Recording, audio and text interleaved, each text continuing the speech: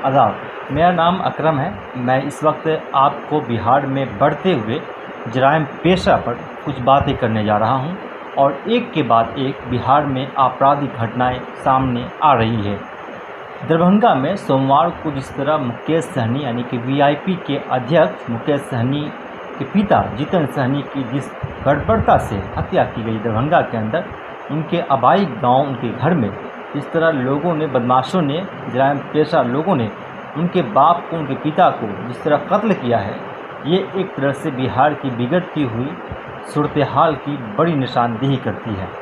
उसके बाद दरभंगा से चलकर हम जब आते हैं मोतिहारी, जो बापू का कर्मभूमि रहा है, वहाँ डबल मर्डर एक ही दिन में हो जाता है और ये मर्डर समाज के एक ऐसे शख्स की तरफ से किया जाता है जिसके बारे में आपके दिलो दिमाग में ख्याल भी नहीं होगा। दरभंगा में मुकेश सहनी के पिता जीतन सहनी की जिस तरह हत्या की गई, उसकी आवाज़ पटना से लेकर दिल्ली तक सुनाई दी और ख़ासतौर पर विपक्ष के नेताओं ने बीजेपी और जेडीयू को कटघरे में खड़ा किया है। खड़ा किया जाना चाहिए और जवाब तलब भी किया जाना चाहिए। बहरहाल हम उससे आगे निकलकर मोतिहारी की बात करना चाहते हैं, जहां डबल मर्डर हुआ है, यानी कि पति और पत्नी की एक ही वक्त में एक ही शख्स ने गला घोट कर छुरी से वार करके कत्ल कर दिया है। मोतिहारी में जो वाक़या पेश आया है, ये मेहसी जो ब्लॉक आता है उस इलाके में, उस क्षेत्र में हुआ है।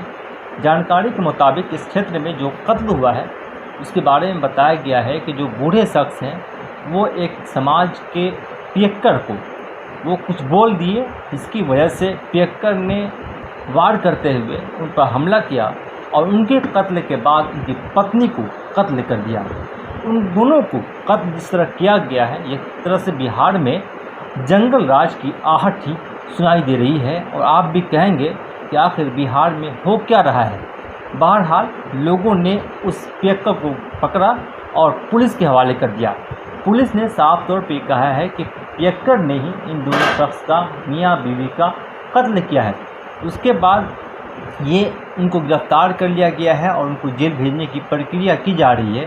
फ़िलहाल हम आपको उसकी तस्वीर नहीं दिखा सकते हैं, इसलिए कि उनको जिस बेईमाना तरीके से, जिस बर्बरता के साथ कत्ल किया गया है, वार किया गया है उनके जिस्म पर, कई जगहों पर उनको मर्डर किया गया है, ये अपने आप में बड़ा सवाल है। और उससे बड़ा सवाल समाज की भागीदारी और समाज की जवाबदेही का है कि समाज में जिस तरह लोग शराब पीकर हंगामा करते हैं, अगर अब आने वाले वक्त में उन पर कुछ सवाल किया जाएगा या फिर कोई टोक दे, उनको बोल दे, तो वो पलट कर हमला कर देते हैं। ये एक बड़ा सवाल है। इसके अलावा बिहार में जिस तरह से राजनीतिक उथल पुथल देखने को मिल रहा है, ये आने वाले वक्त में कहीं न कहीं बड़े सियासी समीकरण की गवाही या बड़े सियासी समीकरण की तरफ इशारा करता है। सूचना प्राप्त हुई कि ग्राम मिठनपुरा वार्ड नंबर 5 में भीमनपुर पंचायत अंतर्गत आता है। 2 व्यक्ति को चाकू मारकर हत्या कर दी गई है, जिसमें एक बतहू शाह जिनका उम्र 70 वर्ष, पिता स्वर्गीय चिरकुट शाह, मानती देवी उनकी पत्नी, उम्र करीब 65 साल, पति बतहू शाह। ये घरेलू विवाद में आपस का झंझट कुछ था, इसी को लेकर पवन शाह, पेशर स्वर्गीय रिक्की शाह, साकिब मिठनपुरा के द्वारा चाकू मारकर जख्मी कर उसकी हत्या कर दी गई है। इस सूचना पर एक टीम का गठन करते हुए थानाध्यक्ष के साथ राहुल कुमार और अन्य लोग पहुंचे और मौके पर पवन शाह को गिरफ्तार किया गया है। फिलहाल बिहार की जो घटनाएं हाल के दिनों में पेश आ रही है और एक के बाद एक वारदात सामने निकल के आ रही है, जिसके बाद पुलिस कुछ नहीं कर रही है। हकीकत में अगर देखा जाए तो ये कहीं न कहीं नीतीश कुमार जो बिहार के मुखिया हैं इस वक्त, और अपने आप को सुशासन बाबू का लक़ब सुशासन बाबू कहलाने पर फ़ख्र करते हैं, कहीं न कहीं उनको ऊपर एक बहुत बड़ा दाग है और ये धब्बा है।